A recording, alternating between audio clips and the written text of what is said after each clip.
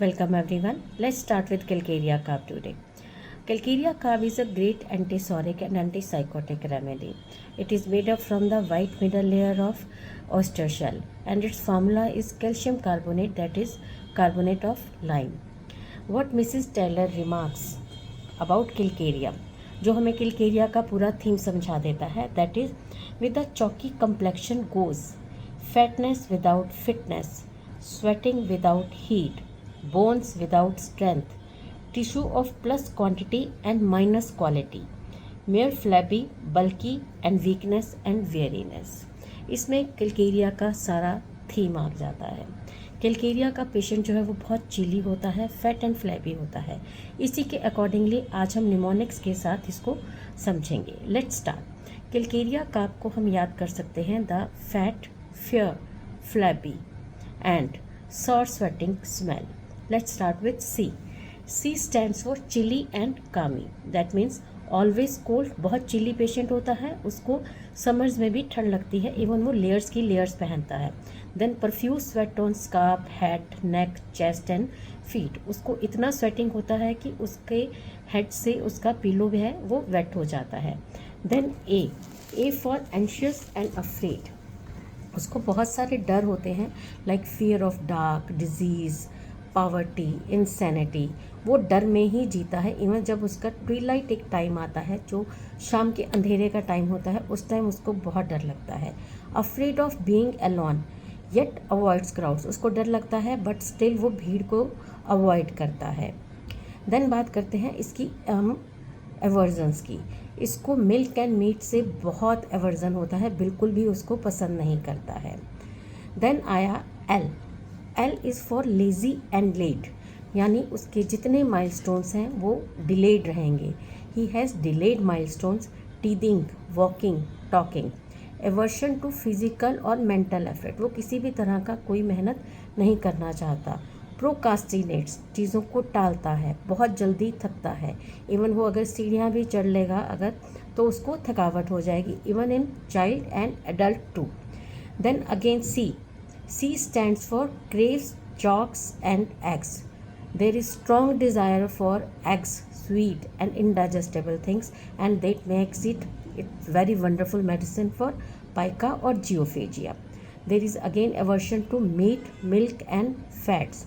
सार वॉमिटिंग. अगर उसको वॉमिटिंग होगी तो वो भी सार यानी कि बहुत खट्टी होगी, और सार इरेक्टेशंस एंड उसके डिस्चार्जेस भी सार रहेंगे. Then again A is abdomen big and bones weak. उसका बेली जो है वो बहुत लार्ज होगा, डिस्टेंडेड एब्डोमन होगा. उसकी बोन्स बहुत सॉफ्ट होंगी, ओपन फंटानेलिस होंगी. Rickets, scoliosis, osteomalacia, caries and it contains tuberculosis too. Then R is for recurrent infections. बहुत चिली होने के कारण बहुत जल्दी इन्फेक्शंस को कैच करेगा.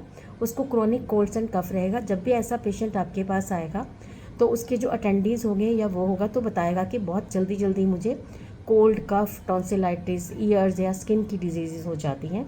It is very common in kids, needs repeated medication. इसीलिए उनको बार बार मेडिकेशन की ज़रूरत पड़ती है. उसका जो इम्यूनिटी रिस्पॉन्स है वो बहुत स्लो होता है. Then E stands for emotionally exhausted, overwhelmed by small tasks. बहुत छोटे कामों से वो बहुत थक जाता है, बहुत जल्दी रोता है, उसको बहुत इनसिक्योरिटी फील होता है, मूडी होता है, ब्रूडिंग होता है. जो ओल्ड एज के पेशेंट्स आएंगे कैल्केरिया काफ के, वो बहुत ब्रूड करते नज़र आएंगे आपको. एंड पेल्पिटेशंस फ्रॉम मेंटल एक्साइटमेंट, और ज़रा सी चिंता होते ही उनकी पेल्पिटेशंस हो जाती हैं.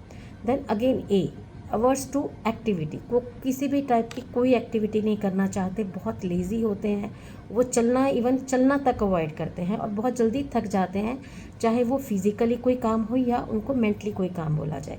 उनमें स्टेमिना की बहुत कमी होती है और उनको रेस्ट करने की बहुत ज़रूरत महसूस होती है.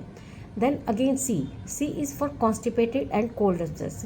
जो इनका स्टूल होता है वो होता है लार्ज, ड्राई एंड हार्ड, और क्रॉनिक कॉन्स्टिपेशन होता है. And there is a tendency to cold abscesses, glandular swelling, prone to bone and soft tissues infections. Then again A is for amenorrhoea and anaemia. Anaemia हम लेंगे यहाँ पर जो young girls हैं या यंग वुमेन्स हैं उनमें जो एनीमिया होता है उसके लिए Calcarea carb is a wonderful medicine. Amenorrhoea हो गया, लॉस लैक ऑफ पीरियड्स, और इसके साथ साथ जो है उनका जो लिकोरिया होता है वो मिल्की वाइट और इवन एक्रिड होता है, चाहे वो यंग एज की गर्ल्स को हो या वो एडल्ट वुमेन में हो। Then R is for responsible yet reluctant, desire stability and routine, उसको स्टेबिलिटी भी चाहिए, उसको रूटीन भी चाहिए, बट वो कुछ करना नहीं चाहता है।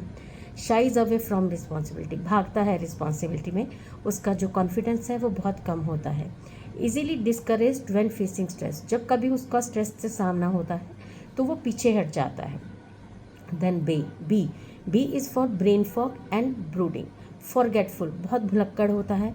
फियर ऑफ इंसैनिटी, उसको ये डर लगता है कि मैं जो है पागल हो जाऊंगा।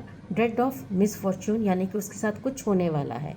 इंट्रोवर्टेड रहता है, और क्रिटिसिज्म अगर उसको मिलता है तो बहुत ज़्यादा सेंसिटिव होता है, बर्दाश्त नहीं कर पाता। अब हम कैलकेरिया कार्ब को एक सिंपल टैगलाइन से याद करते हैं कि फ्रॉम क्रेडल टू ग्रे, यानी कि पालने से लेकर बुढ़ापे तक, जब तक उसके बाल सफ़ेद हो जाते हैं वो स्वेट भी करेगा, उसके डर भी वही रहते हैं, डिलेज होते हैं, उसके जितने भी माइलस्टोन्स होंगे, और उसको क्रेविंग रहती है चॉक की या इनडाइजेस्टेबल थिंग्स की। आई होप इन निमोनिक्स से आपको थोड़ा सा हेल्प मिलेगा ताकि आप कैलकेरिया कार्ब को बहुत अच्छे से समझ सकें। ये जो निमोनिक्स है मैं इस वीडियो के डिस्क्रिप्शन यानी कि कमेंट बॉक्स में भी डालूंगी, तो आप वहाँ से भी इनको कॉपी पेस्ट कर सकते हैं। मिलते हैं नेक्स्ट वीक एक नई मेडिसिन के साथ, एक नए तरीके से।